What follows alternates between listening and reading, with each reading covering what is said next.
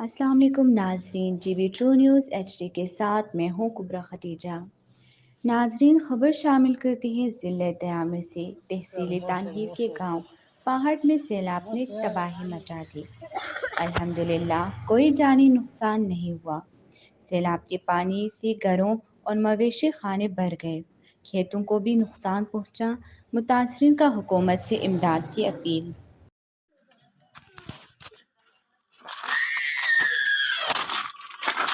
नाजरीन, ये पानी सारा जो है भर गया है घर, अंदर जाने का कोई इम्कान नहीं है। अच्छा, सारा मलबे में।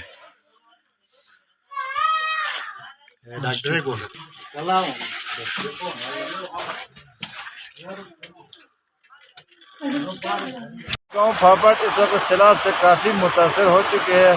हुकूमत वक्त से हमारी अपील है कि जल्द अज जल्द नोटिस ले लें और जिम्मेदारान अफसरान यहाँ आकर इसका जायज़ा भी ले लें और लोगों को अच्छी तरह ज़मीनों का और उस घरों का जो कुछ हो सकता है हुकूमत की तरफ से वो कर सके।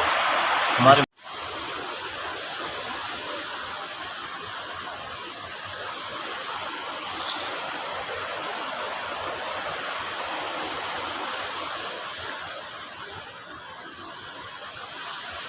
गुज़िश्ता रात टांगीर फपट एक दफ़ा फिर सैलाब की लपेट में आ गई है, जिसकी वजह से लोगों की काफ़ी कल्टिवेटेड ज़मीनों को, लोगों के माल मूशी खानों को और उनकी घरों को काफ़ी नुकसान पहुँचे हैं।